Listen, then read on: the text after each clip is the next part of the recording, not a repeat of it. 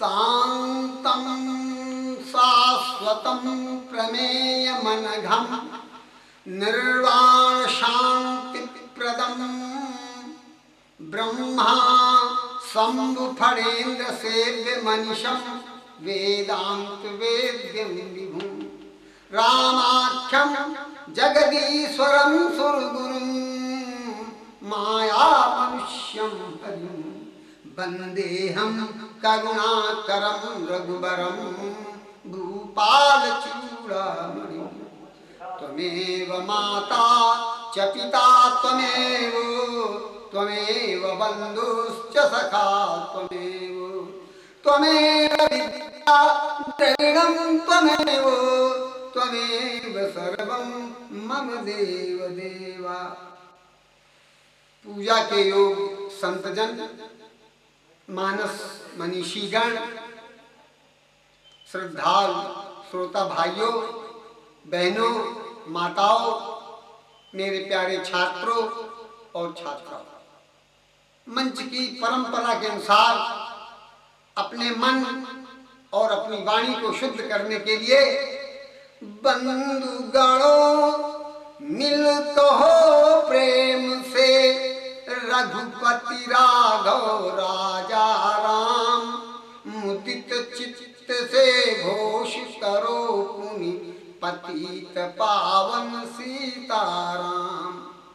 तो जीवन जीवा सफल करो कहे जय रघुनंदन जय सिया राम, और हृदय खोल बोलो मत चूको जानकी वल्लभ सीताराम। गौर रुचिर नवघन श्याम छवि जय लक्ष्मण जय जय सिया राम, अनुगत अनुज परम रघुपति के भरत शत्रुघ्न शोभाधाम। तो उभय सखा राघव के प्यारे कपिपति लंकापति अभिराम, परम भक्त निष्काम शिरोमणि जय श्री मारुति जय श्री राम। तो अति उमंग से कहो निरंतर रघुपति राघव राजा राम, और मुक्त कंठ से सदा पुकारो पतित पावन सीताराम। गुनागार संसार दुख विगत रहित संदेह, और तजी प्रभु चरण सरोज प्रिय जिन कहते लगे।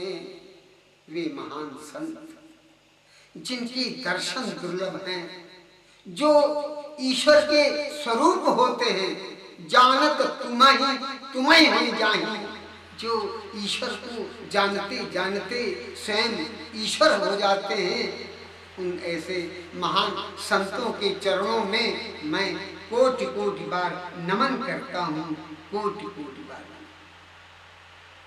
मेरे कथा प्रेमी सज्जनों, इस संसार में जिसको भी धन बल ज्ञान भक्ति यश मान पद प्रतिष्ठा वैभव ऐश्वर्य जो कुछ भी मिला है, सब प्रभु श्री राम की कृपा से मिला। बिना उनकी कृपा से किसी को कुछ नहीं मिलता। कुछ ये तो हमारा आपका मिथ्या दम्भ है, जो हम अक्सर बड़े गर्व से कह देते हैं, हम ये हो गए, हम वो हो गए, हमने ये कर लिया।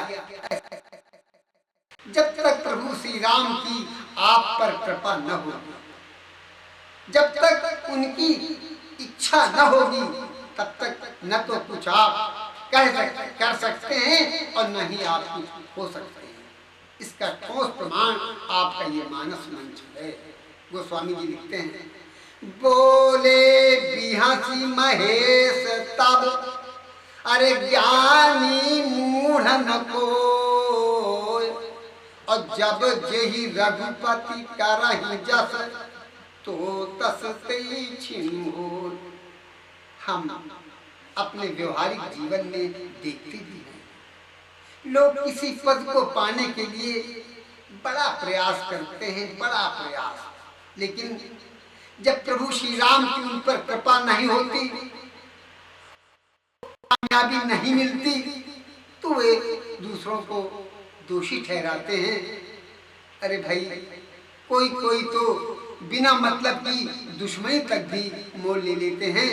हमारे गोस्वामी जी कहते हैं, आप ये क्यों नहीं समझते, राम कीन चाहि सोई होई, और करे अन्यथा अस नहीं कोई, जा पर कृपा राम के होई, और ता पर कृपा करे सब कोई।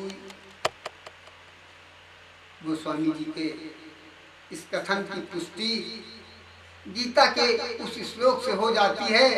इसमें भगवान श्री कृष्ण ने अर्जुन से कहा, अर्जुन कर्मण्येवाधिकारस्ते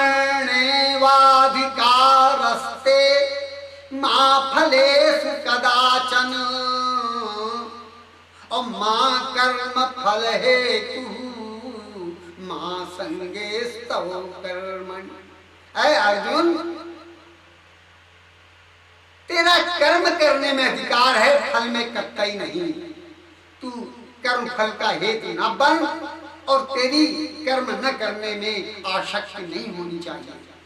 कहने का भाव ये है कि हमें अपने जीवन के सारे कर्मों को बड़ी निष्ठा, बड़ी लगन और अपनी पूरी सामर्थ्य के साथ करनी चाहिए, और फिर उसके परिणाम को, उसके फल को ईश्वर पर छोड़ देना चाहिए।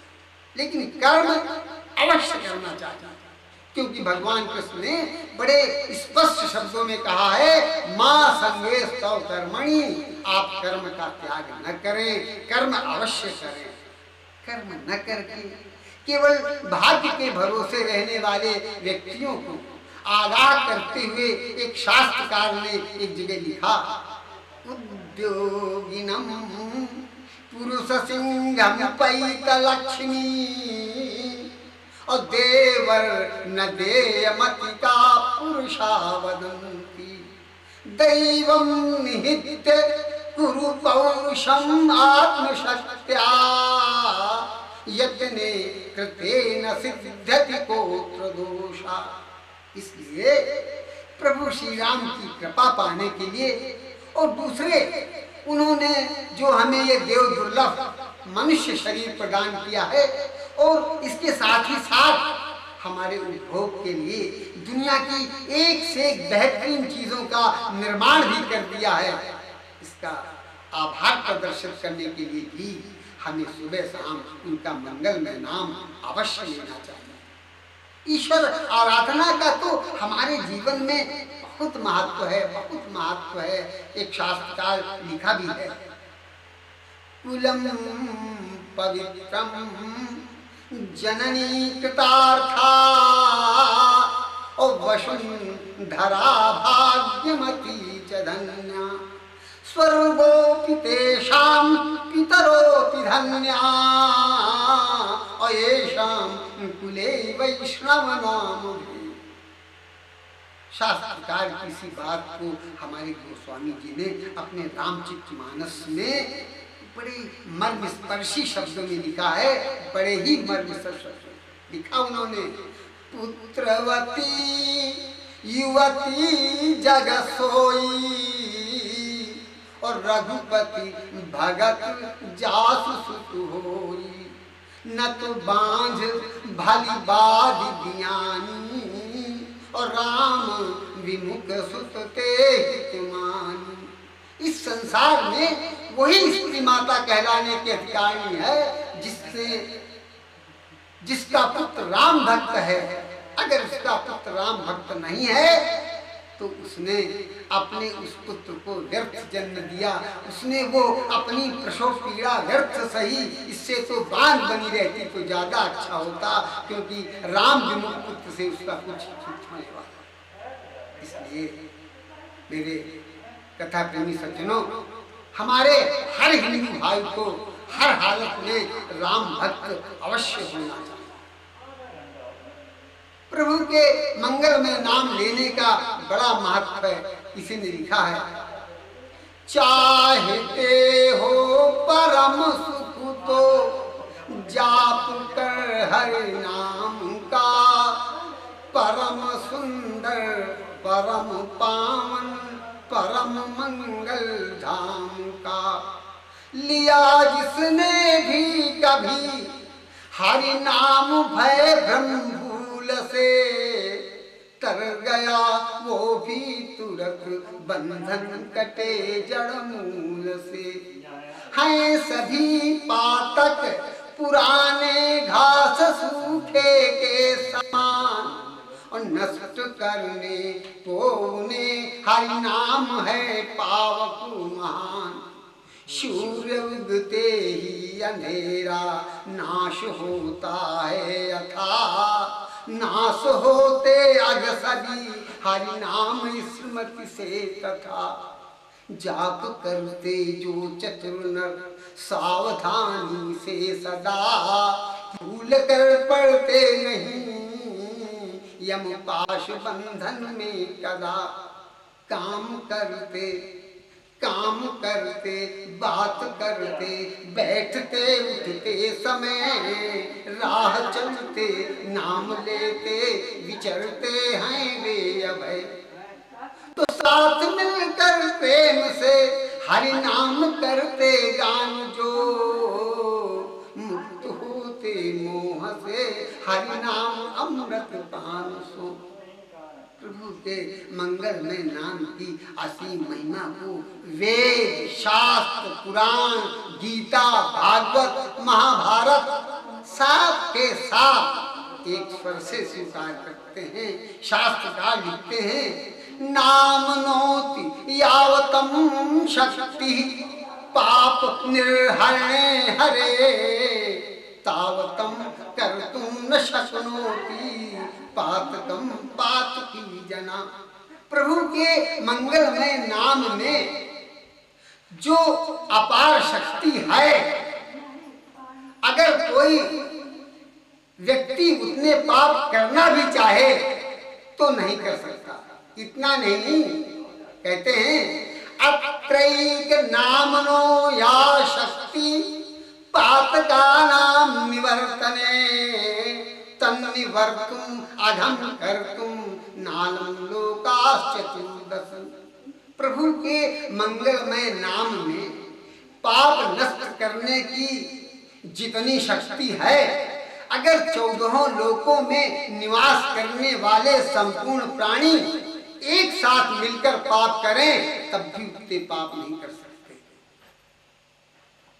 प्रभु के मंगल में नाम की असीम महिमा का उल्लेख करते हुए गोस्वामी जी ने तो यहाँ तक लिखा है, कहाँ लग नाम बड़ाई और राम न सकहीं नाम गुण गाई। ईश्वर प्रार्थना के महत्व पर प्रकाश डालते हुए एक मानस मनीषी ने तो यहाँ तक कहा, ज्ञान ध्यान यज्ञ योग, ज्ञान ध्यान यज्ञ योग करते ना तुरंत काम, और जब निज सामने विपत्ति घोर छाती है, कष्ट का पहाड़ टूट पड़ता अचानक जब, तो युक्ति भूल जाती सभी बुद्धि चकराती है।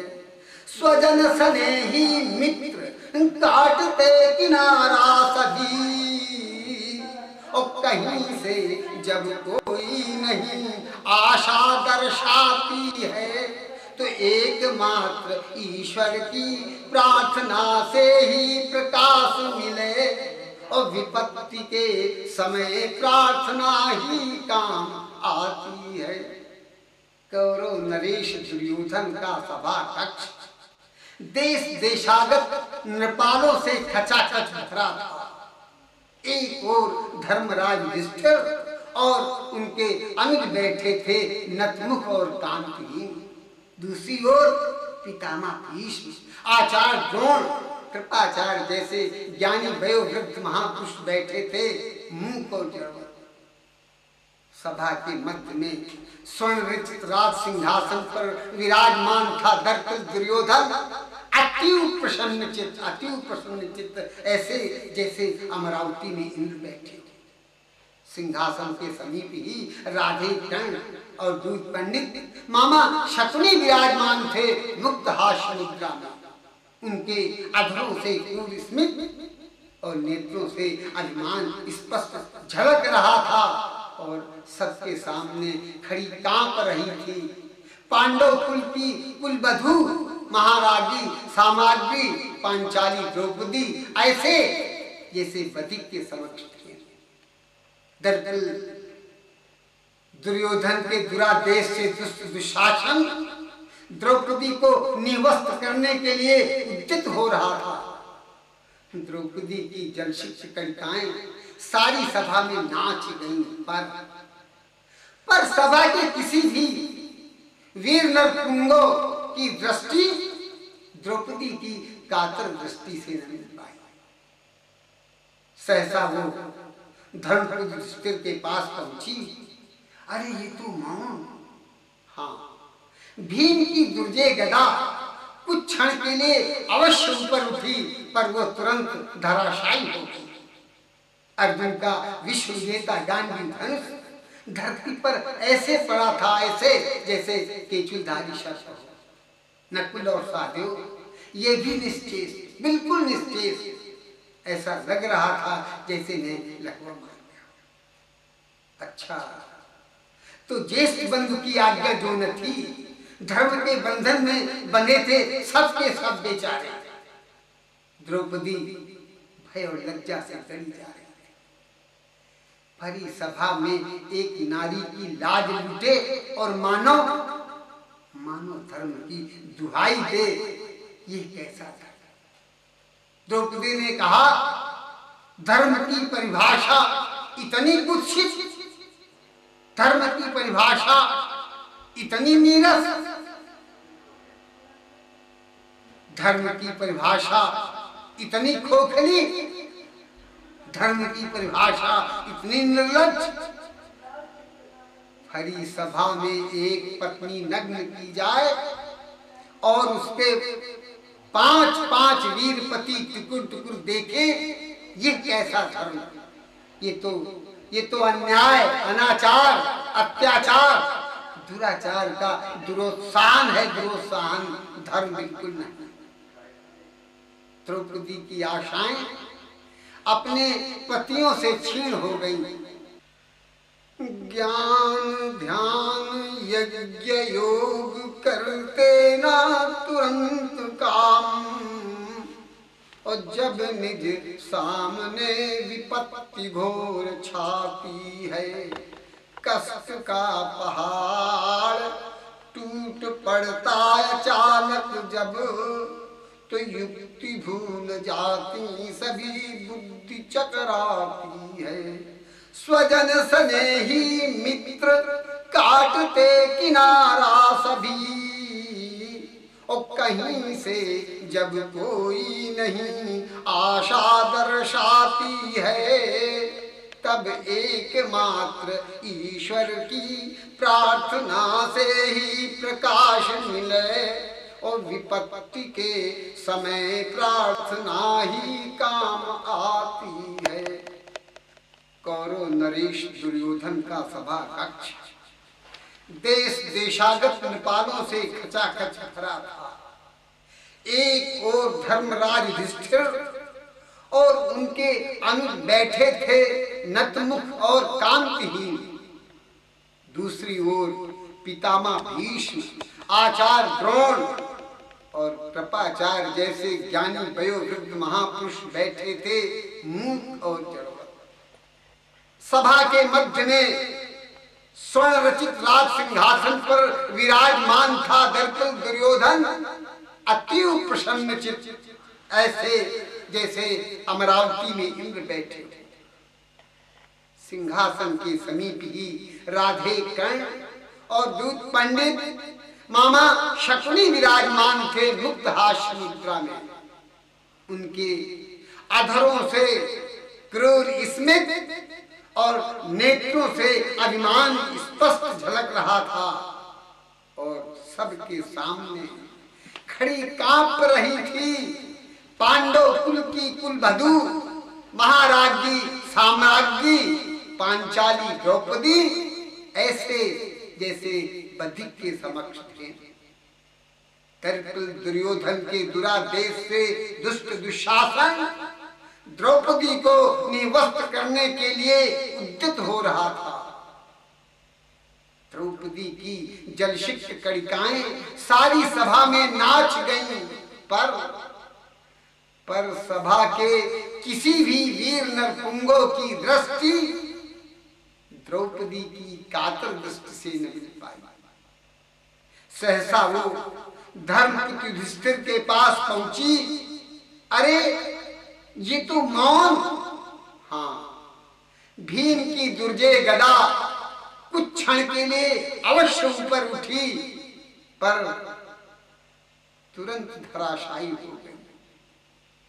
अर्जुन का विश्व विजेता गांडीव धनुष धरती पर ऐसे पड़ा था, ऐसे जैसे केचुलधारी सर्प हो सर्प। नकुल और सहदेव ये भी निश्चेष, बिल्कुल निश्चेष। ऐसा लग रहा था जैसे इन्हें लकवा मार गया। अच्छा, तो ज्येष्ठ बंधु की आज्ञा जो न थी, धर्म के बंधन में बंधे थे सबके सब बेचारे। द्रौपदी भय और लज्जा से गड़ी जा रही थी। भरी सभा में एक नारी की लाज लुटे और मानो धर्म की दुहाई दे। ये कैसा धर्म? द्रौपदी ने कहा, धर्म की परिभाषा इतनी कुत्सित, इतनी नीरस, धर्म की परिभाषा इतनी खोखली, इतनी निर्लज्ज। भरी सभा में एक पत्नी नग्न की जाए और उसके एक नहीं 5-5 वीर पति टुकुर टुकुर देखे। यह कैसा धर्म? ये तो अन्याय, अत्याचार, अनाचार, दुराचार का दुरोत्साहन है। दुरोत्साहन धर्म बिल्कुल नहीं। मेरे कथा प्रेमी सज्जनों, द्रौपदी की आशाएं अपने पतियों की तरफ से छीन हो गईं और उसने सोचा, पतिदेव न सही, इच्छित मृत्यु का वरदान पाने वाले कौरव पांडव कुलभूषण पितामह भीष्म, गुरु द्रोणाचार्य और कृपाचार्य जैसे ज्ञानी वयोवृद्ध महापुरुष अपने नेत्रों के समक्ष ऐसा विभत्स कुकृत्य थोड़े होने देंगे। पर ये भी सब मौन। पापान से पले आश्रितों में कुछ कर दिखाने का साहस कहां साहस। रोटी के टुकड़ों में इन सबों ने अपनी आत्माओं को बेच रखा है। दुशासन आगे बढ़ा और उसने द्रौपदी का साड़ी का छोर अपने क्रूर करों से पकड़ लिया। अब एक ही झटके में द्रौपदी के देह का आवरण वस्त्र दुशासन के हाथों होगा और इस भरी सभा में द्रौपदी की क्या दुर्दशा होगी, इसकी कल्पना सही मित्रों, कल्पना सही। द्रौपदी के नेत्र मुंद गए और उसकी आत्मा मानव संरक्षण से निराश हो दिव्य ज्योति के उस अनंत प्रकाश में जा पहुंची जहां निखिल ब्रह्मांड प्रकाशित है। उसने कातर वाणी में भगवान श्री कृष्ण से प्रार्थना की, हे सर्वंतर्यामी असरण शरण प्रभो, आज इस भरी सभा में नर पिशाच मदान दुशासन द्वारा मेरी लाज लूटी जा रही है। बचाओ दीनानाथ बचाओ। गोविंद द्वारिकावासी कृष्ण गोपी जनप्रिय कौरवै परिभूता मां किं न जानासि केशव। ए द्वारिकावासी गोविंद, ए गोपियों के प्रिय कृष्ण, कौरवों द्वारा बुरी वासनाओं से घिरी हुई द्रौपदी को क्या तुम नहीं जानते हो? हे नाथ, रमानाथ, ब्रजनाथ, आर्तनाशिना कौरवाणो मग्नां मां उद्धरस्व जनार्दन। हे रमानाथ, हे ब्रजनाथ, संसार के दुखों को दूर करने वाले जनार्दन, कौरव रूपी समुद्र में डूबती हुई मुझ द्रौपदी को बचाओ। कृष्ण कृष्ण महायोगिन विश्वात्मन प्रपन्ना पाह्यापन कुरु मध्ये अवशीदति। ए योगी राज कृष्ण, सारे विश्व को उत्पन्न करने वाले सच्चिदानंद प्रभु, कौरवों द्वारा कष्ट पाती हुई मुझ द्रौपदी को बचाओ। द्रौपदी की करुणा भरी प्रार्थना सुनकर भगवान कृष्ण बड़े द्रवित हुए और नंगे पैर दौड़े चले आए। उन्होंने द्रौपदी की साड़ी पढ़ा दी। फिर क्या, एक और द्रौपदी के देह के अंबर का अपरिमित ढेर और दूसरी ओर दुशासन की दुष्क्रिया का विराम। दुशासन साड़ी खींचते खींचते थक गया और लज्जित होकर एक कोने बैठ गया। भगवान के मंगलमय नाम के बल पर, ईश्वर प्रार्थना के बल पर भरी सभा में एक असहाय नारी की लाज बची। भरी सभा में एक असहाय नारी की रक्षा। मेरे कथा प्रेमी सज्जनों, प्रभु के मंगलमय नाम में, ईश्वर प्रार्थना में अपार शक्ति है। एक मानस मनीषी ने एक जगह लिखा,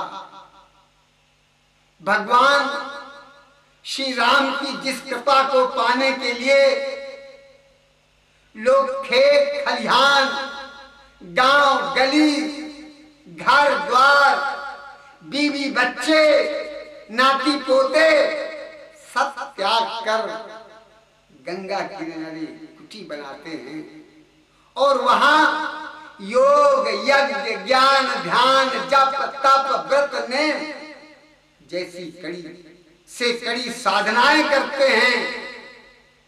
आप भगवान श्री राम की उनसे ज्यादा कृपा जीवन के इस श्रेष्ठ आश्रम गृहस्थाश्रम में रहकर केवल प्रेम से भगवान का नाम लेकर पा सकते हैं। गोस्वामी जी लिखते भी हैं, उमा जोग जप दान तप और नाना व्रत मखने और राम कृपा नहीं करहि कसी और जसी निश केवल प्रेम। आप गोस्वामी जी के इस कथन पर रंच मात्र शंका न करें, रंच मात्र, क्योंकि ये श्री रामचरितमानस आहला उदल का कोई सहरा नहीं है जिसमें गप सड़ाका की बातें कही जाती हैं। रामचरितमानस का एक एक शब्द शास्त्र सम्मत है और ठोस प्रमाण से युक्त है। कहा भी गया है, नाना पुराण निगमागम सम्मतम यद रामायणे निगुदितं कुचदन्यतोऽपि स्वान्ता सुखाय तुलसी रघुनाथ गाथा और भाषा निबद्ध मति मंजुल मातनोति। गोस्वामी जी के कथन की पुष्टि शास्त्रकार की इस बात से हो जाती है जिसमें उसने कहा गोकोटि दानम ग्रहणेषु काशी और प्रयाग गंगायुत कल्पवासम यज्ञायुतम मेरु सुवर्ण दानम और तदापि तुल्यम न गोविंद नामना।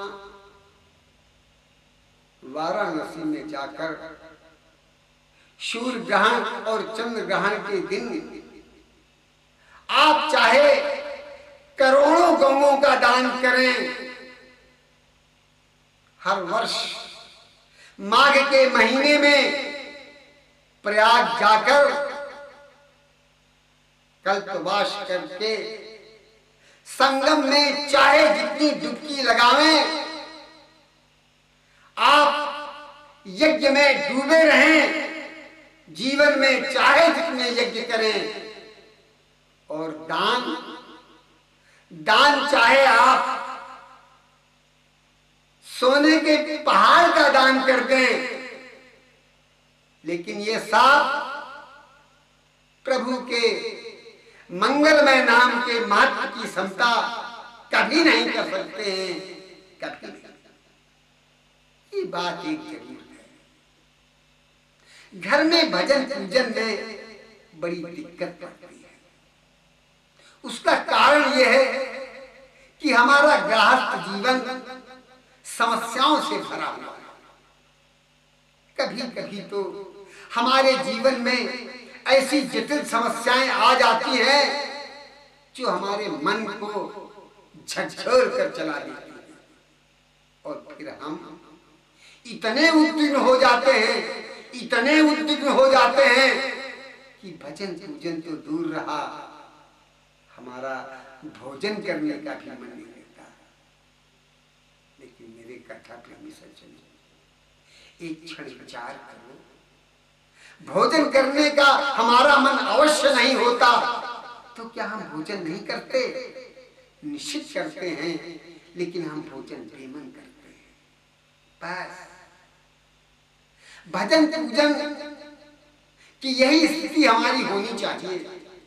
जब हमारा मन लगे तो हम मन से प्रभु का मंगलमय नाम लें, और जब हमारा मन न लगे तब हम बेमन से ही जबरदस्ती प्रभु का मंगलमय नाम अवश्य लें। इसमें भी बड़े तर्क वितर्क हैं। कुछ लोगों का मत है बिना एकाग्र चित्त के भजन पूजन का कोई अर्थ नहीं। ऐसा कुछ नहीं। हमारे यहाँ कहा गया है, हर हरति पापान दुष्ट चित्तैरपि स्मृता और अनिच्छायापि संस्पर्शो दहत्येहि पावका। प्रभु का मंगलमय नाम तो आग का जलता अंगारा है। आप इसे जानकर छुएंगे तो बिना जले नहीं रहेंगे, और अगर अनजान में भी आप छू लेंगे तो भी जले बिना नहीं रहेंगे। इसी तरह प्रभु का मंगलमय नाम चाहे आप दुष्ट चित्त से करें, आपके लिए कल्याणकारी ही होगा, उससे आपके पाप नष्ट ही होंगे। बेमन से भी भगवान के नाम लेने का जो अद्वितीय महत्व है मेरे मित्रों, अगर मैं आपको बताऊं तो आप सुनकर दंग रह जाएंगे, दांतों तले उंगली दबा देंगे। लिखते हैं गोस्वामी जी, विवश जासु नाम नर काहि, और जन्म अनेक रचित अगदान। जो भगवान का बेमन से भी नाम लेते हैं, उनके एक नहीं अनेकों जन्मों में किए गए पाप जल जाते हैं, नष्ट हो जाते हैं, भस्म हो जाते हैं। ये तो बेमन भजन करने का प्रभाव है।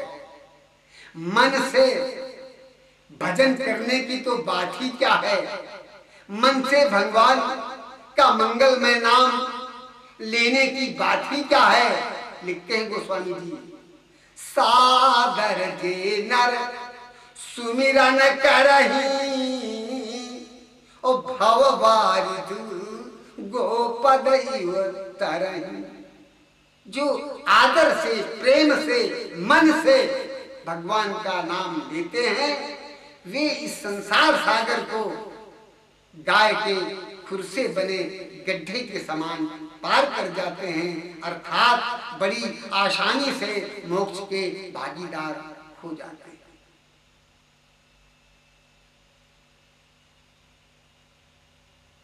मैं आपसे कहता हूं कि अगर गोस्वामी जी के इन दोनों कथनों पर हम जब गंभीरता से विचार करते हैं, तो हमारी समझ में मन और बेमन के भजन के महत्व में कोई फर्क ही नहीं जान पड़ता। थोड़ा सा गौर करिए, हमारे शरीर में कार्य संचालन करने की दो शक्तियां हैं, दो।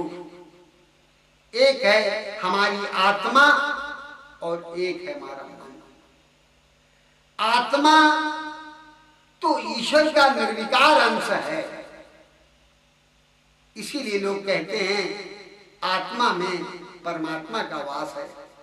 ईश्वर अंश, जीव अविनाशी, इसी आत्मा के लिए कहा गया है।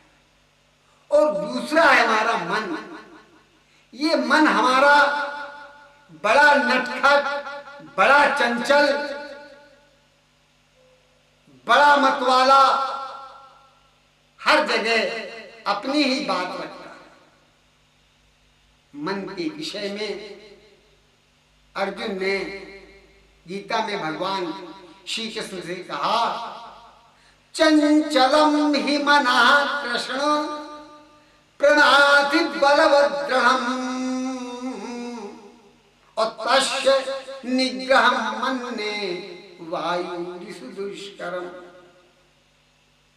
भगवान प्रभु, ये हमारा मन मथानी की तरह हर क्षण मथता रहता है। ये बड़ा नटखट है, बड़ा चंचल है, बड़ा मजबूत है और मतवाले हाथी की तरह बलवान है। इसको बस में करना वायु के वेग को रोकने के समान कठिन है। मेरी कथा प्रेमी सज्जनों, इस संसार में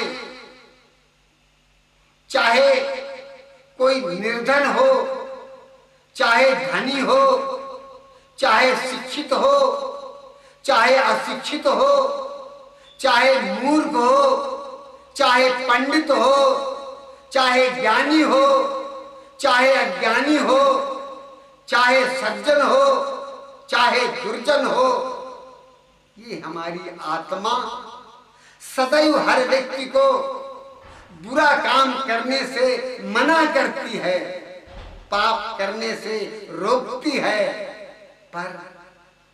पर हम अभागे मतवाले मन के चक्कर में आ जाते हैं और पाप कर डालते हैं।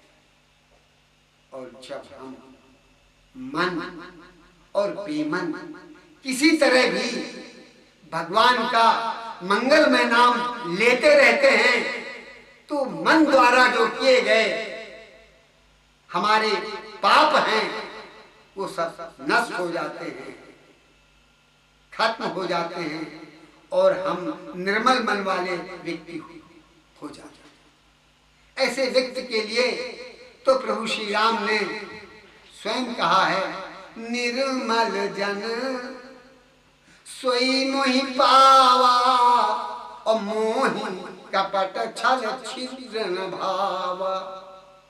इसलिए गोस्वामी जी ने मन और बेमन के भजन के महत्व के भेद को नेग्लेक्ट करते हुए आगे बड़े स्पष्ट शब्दों में लिखा, जिन कर नाम लेत जग माही और सकल अमंगल मूल नसाही, करतल हो पदार्थ चारी और 23 राम कहो कामारी। जिनका नाम लेने से सारे दुखों की जड़ कट जाती है, नष्ट हो जाती है और हथेली पर अर्थ, धर्म, काम, मोक्ष चारों पदार्थ आ जाते हैं। वे सीताराम जी हैं, वे श्री सीताराम जी हैं, ऐसा कामदेव के शत्रु भगवान शंकर ने कहा। अंत में मैं आपसे एक बात कहता हूं, अगर आपने स्वेच्छा से इस गृहस्थ जीवन में प्रवेश किया है तो फिर परिवार के उत्तरदायित्व से मुख मोड़ कर जीवन के इस श्रेष्ठ आश्रम गृहस्थ आश्रम को नरक कुंड की संज्ञा देकर बीवी बच्चों को असहाय अवस्था में छोड़कर घर से पलायन करके केवल राम भजन हेतु आप समाज के लिए भार न बने। आप घर में रहें और सुबह शाम जितना अधिक से अधिक समय आप दे सकें देकर भगवत भजन करें, प्रभु का मंगलमय नाम लें। यही हमारे गृहस्थ जीवन की सबसे बड़ी पूजा है और यही हमारी ईश्वर आराधना है, क्योंकि गृहस्थ आश्रम से बढ़कर कोई आश्रम नहीं। अगर आप जानना चाहते हैं कि ये गृहस्थ आश्रम क्या है और इसकी मानव जीवन में क्या उपादेयता है, तो आप श्रीमद् देवी पुराण में मिथिला नरेश क्षीरध्वज राजा जनक से मिलिए, जिन्होंने गृहस्थ आश्रम के महत्व की चर्चा में सुखदेव जैसे ज्ञानी मुनि के होश उड़ा दिए। होश मिथिला नरेश क्षीरध्वज राजा जनक तो गृहस्थ आश्रम में रहकर ईश्वर आराधना की साक्षात मूर्ति थे, साक्षात मूर्ति।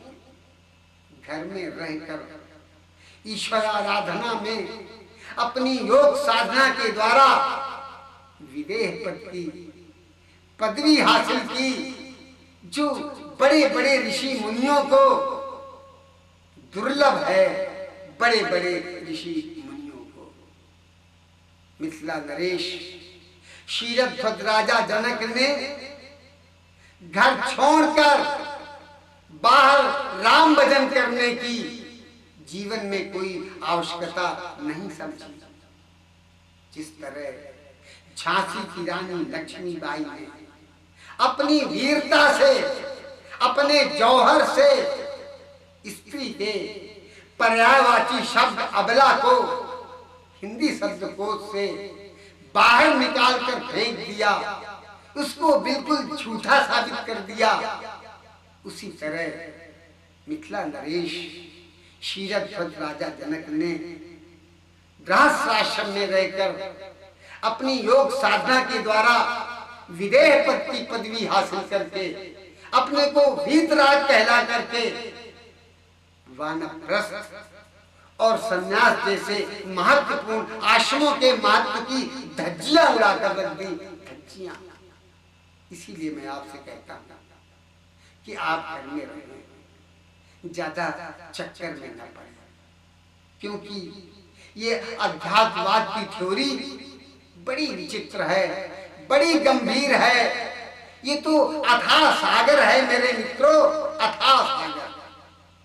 आप इसकी गहराई को जितना ही अधिक छूने की कोशिश करेंगे उतने ही आप दुचित्ती हो जाएंगे, दुविधा में पड़ जाएंगे, असमंजस में पड़ जाएंगे, और फिर एक न एक दिन आपका मन ये कह उठेगा what is right and what is wrong, किसे हम सही माने और किसे हम गलत। मोटे तौर पर कहा जाता है कर्म ही पूजा है, लेकिन वास्तविकता यह है कि कर्मों का हमारे ईश्वर आराधना में कोई महत्व नहीं है, कोई योगदान नहीं है। कर्म तो हमें सुख दुख देते हैं।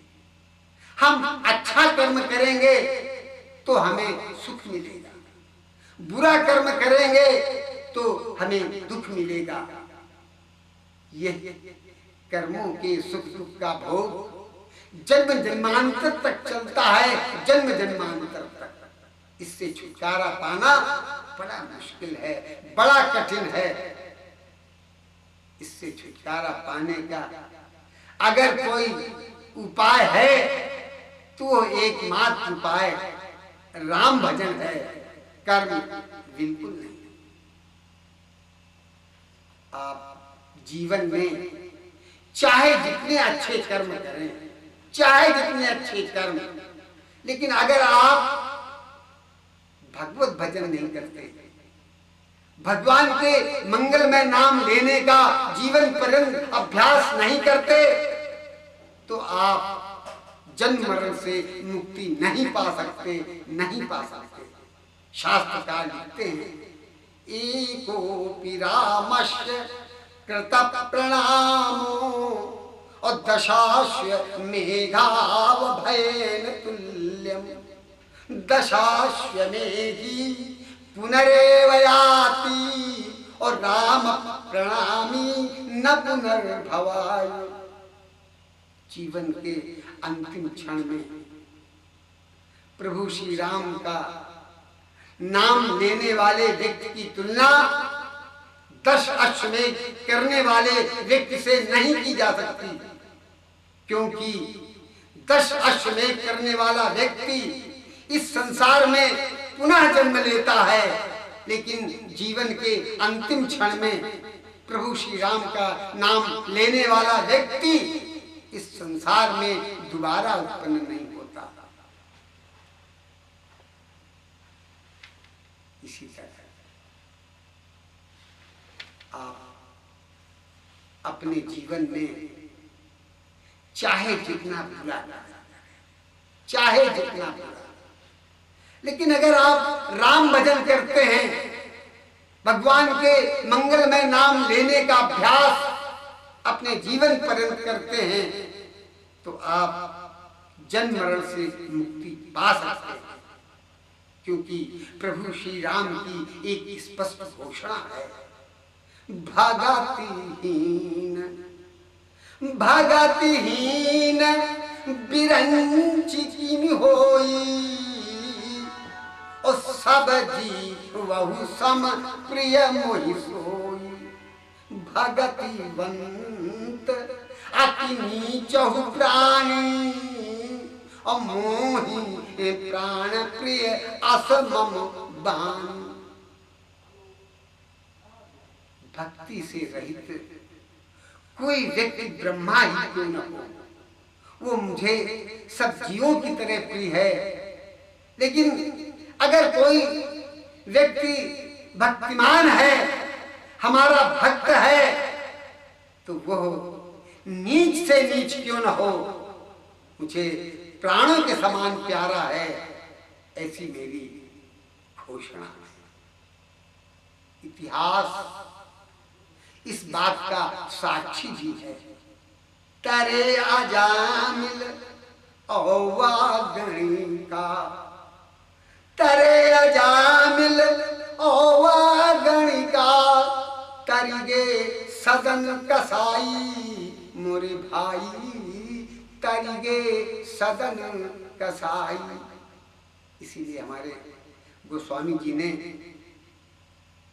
अपने श्री रामचरितमानस में जन्म मरण से मुक्ति पाने का एकमात्र उपाय राम भजन बतलाया है, कर्म बिल्कुल नहीं। लिखा उन्होंने, वारी मथे घृत होय वर और सिकता से वरते, और भजन बिना नहीं भवत रही, यह सिद्धांत अपे। पानी के मथने से भले ही घी निकल आवे, बालू के पेरने से भले ही तेल निकल आवे, लेकिन बिना भगवान का भजन किए हम जीवन मरण से मुक्ति नहीं पा सकते, हम इस भवसागर से कर नहीं सकते। ये अटल सिद्धांत है। हमारे मानव जीवन में स्त्री का बड़ा महत्व है।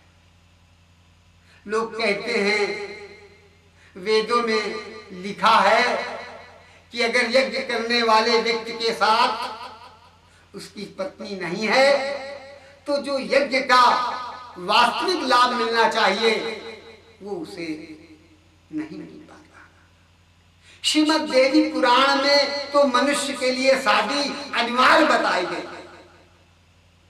क्योंकि वहां कहा गया है संतानहीन व्यक्ति की गति नहीं होती।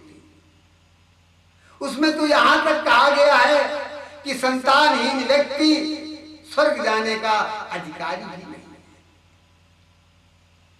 स्त्री का मानव जीवन में इतना बड़ा महत्व। इतना ही नहीं, यज्ञ नारस्त पूजन्ते रमन्ते तत्र देवता।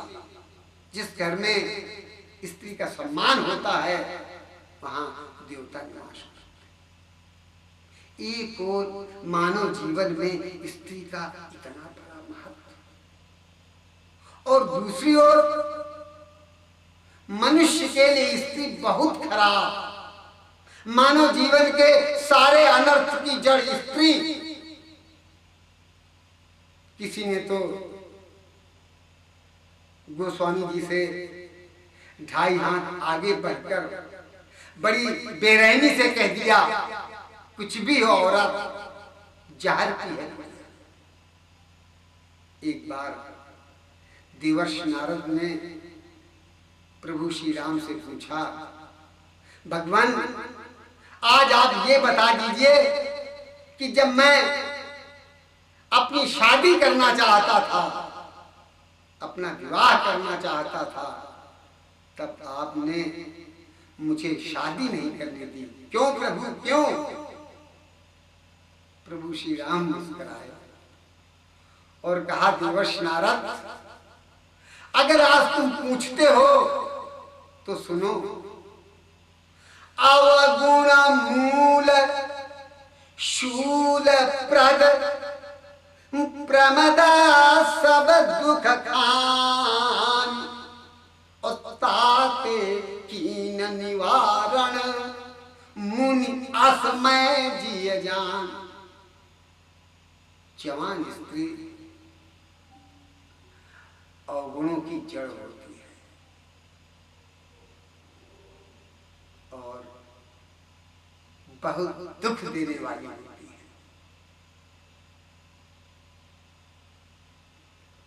दुखों की खान होती है।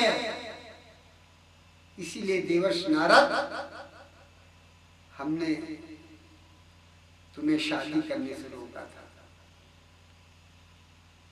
एक और मानव जीवन में स्त्री का इतना बड़ा महत्व, और दूसरी ओर स्त्री मनुष्य के लिए बहुत खराब। जीवन के इस दोहरे मानदंड पर कटाक्ष करते हुए एक राम भक्त ने प्रभु श्री राम पर सर्वशक्तिमान होने का आरोप लगाते हुए प्रभु से कहा। देखिए उसके तर्क कितने मजेदार हैं। वो प्रभु से कहता है, तुम ही कहत सुतदारा बिनु गति नाही, और तुम ही कहत यह तो फंदा की गली है। तुम ही दश दिन को नाथ अति प्रचंड कीन्यो, और तुम ही कहत इन्हें जीते सो बली है। तुम ही कहत काया राख के धर्म करो, और तुम ही कहत काया धर्म ही सो पली है। सुंदर कहत नहीं तुझे और ठाकुर को, और जाके ढिग न्याय हित हम और आप चली हैं। इसलिए मैं कहता हूं आप घर में रहें, और घर में रहकर ज्ञान, ध्यान, यज्ञ, योग, जप, तप, व्रत, नेम, इनमें आप कुछ कर सकें बहुत अच्छा। दी बेस्ट अगर आप नहीं कर सकते तो छोड़ें, बिल्कुल नहीं छोड़ें, और हमारे सामने इन सबों को मार के गोली। आज ही श्री रामचरितमानस का एक छोटा सा गुटका ले आए, बस इसी राम कथा को आप कहिए, सुनिए, पढ़िए, गाइए। भगवान श्री राम की कृपा से आपके सारे विषय विकार सनई सनई कम होते जाएंगे, और आप प्रभु श्री राम के चरणों के अनुरागी बन जाएंगे। अनुरागी क्योंकि ये श्री राम कथा गोस्वामी जी लिखते हैं, काम कोह मद मोहन सावन, और विमल विवेक विराग बढ़ावन, सादर मज्जन पान किए थे, और मिटें तापु परिताप किए थे। गृहस्थ आश्रम में रहने वाला हर गृहस्थवान ईश्वर आराधना में भक्ति मार्ग का प्रतीक है, और ये भक्ति मार्ग इतना सरल, इतना श्रेष्ठ है जिसकी कोई सीमा नहीं। इस मार्ग में न कहीं कंकड़ है, न कहीं पत्थर है, न कहीं कांटे हैं।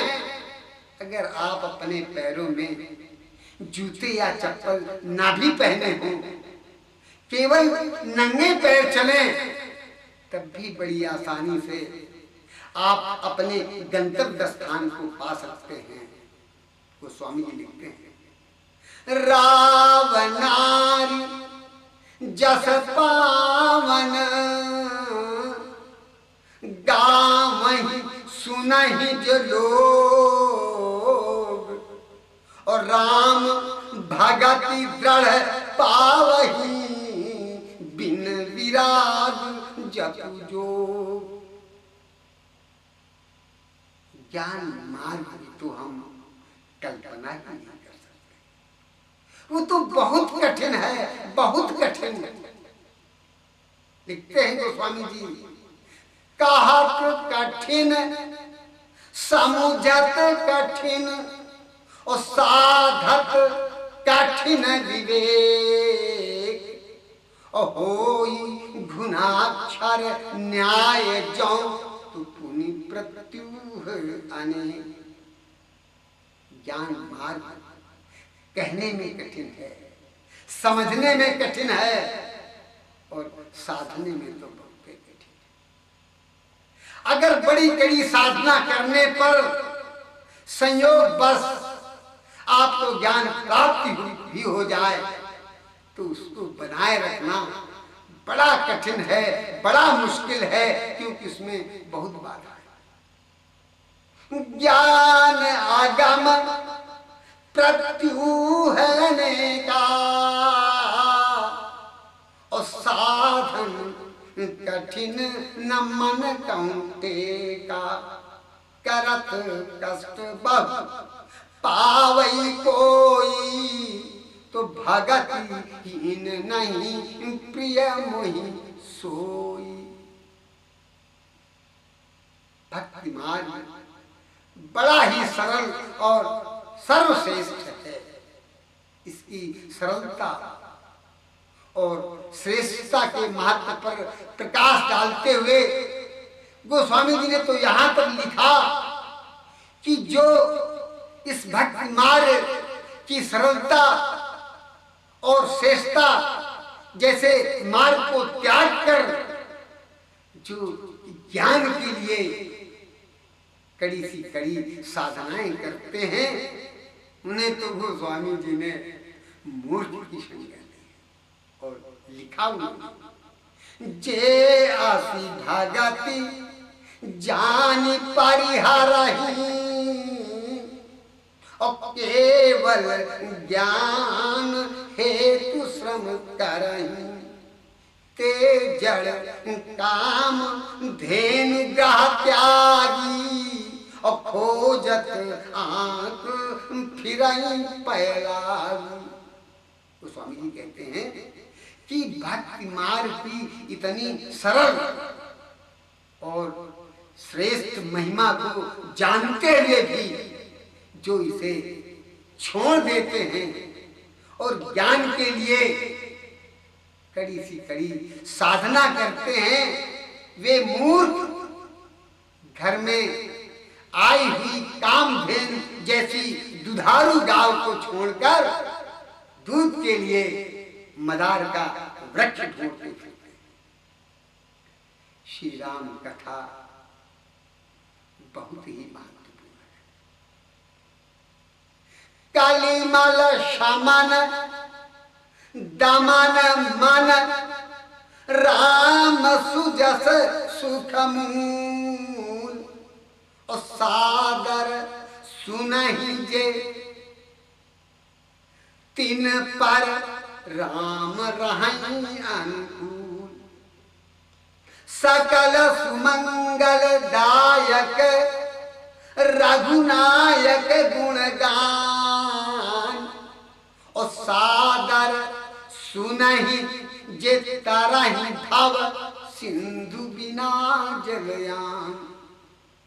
भव भेषज रघुवीर जस सुनहि जे नर अरु नारी और तिनके सकल मनोरथ सिद्धि करें त्रिशिरार। रघुवंश भूषण चरित यह नर सुनहि कहाँ जे गावहि। कलिमल मनोमल धोय बिनु श्री राम धाम सिधावहि। सतपंच चौपाई मनोहर जान जे नर धरें। दारुण अविद्या जनित पंच विकार सी रघुबर हरें। मेरे कथा प्रेमी सज्जनों, ईश्वर आराधना के संबंध में हम केवल इतना ही जानते हैं, केवल इतना। विमल कथा हरि पद दायनी भक्ति होई सुन अन पाए। एक महान संत ने हमें बताया था, जो फल कोटिन यज्ञ किए और जो फल मात्र प्रयाग नहाए। जो फल धामन के पर से और जो फल क्षेत्रन वास बसाए। जो फल योग अखंड किए, अब जो फल पूरण नेम निभाए, और जो फल दान और मान किए का, सो फल राम कथा के गाए। लंका विजय के बाद भगवान श्री राम की आज्ञा से हनुमान, अंगद, सुग्रीव लंका जाकर विभीषण का राह तिलक करके जब प्रभु श्री राम के पास वापस लौटे तो अपने वीर वानर योद्धाओं की भूरि भूरि प्रशंसा करते हुए प्रभु श्री राम ने श्री राम कथा, श्री रामचरितमानस के पढ़ने के महत्व पर अपने श्रीमुख से स्वयं प्रकाश डाला। गोस्वामी जी लिखते हैं, करे सुखी कही बानी सुधासम, बल तुम्हारो रिपुहयो, पायो विभीषण राज तिहुपुर, और जस तुम्हारो नितु भयो, मोहि सहित शुभ कीरति तुम्हारी, परम प्रीति जगाई है, संसार सिंधु अपार पार, प्रयास बिनु नर पाई है। भगवत नाम महत्व पर थोड़ा सा महत्व और इसके बाद फिर वाणी को विराम। बने विज्ञ हनुमान विभीषण, वाल्मीकि इसको पीकर, और मीरा बाई विष प्याले को घूंट गई इसके बल पर, शाल ग्राम बन गया था उनका, काला नाग महाविषधर, और राणा का उद्योग विफल कर, मिले उन्हें प्रियतम गिरधर। तो यह इतिहास श्रवण पुटुकों में, सुर सरिसल समान भरो, भगवत नाम अमृत है मित्रो, इसका प्रतिपल पान करो। तुलसी सूर कबीर तुका को, मिला इसी से यश अक्षय, नाभा नानक नरसी नरिहर, पीकर इसे जिए निर्भय। गुरु गोविंद सिंह को भी इससे धर्म क्षेत्र में मिली विजय, और श्री चैतन्य महाप्रभु इसको पीकर हुए युगल रश्मय। यह पीयूष प्राप्त है तो मत, काल व्याल भय मान डरो, भगवत नाम अमृत है मित्रो, इसका प्रतिपल पान करो। सुत सनकादि देव ऋषि नारद, इसको पीकर हुए अजर, और मुनि मृकंड सुत इसको पीकर हुए सदा के लिए अमर।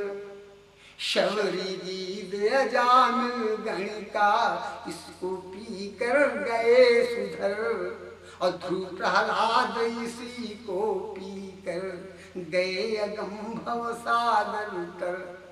प्रभु पद तोत सुलभ कर इससे, तुम नवनीर निधान तरो, भगवत नाम अमृत है मित्रो, इसका प्रतिपल पान करो।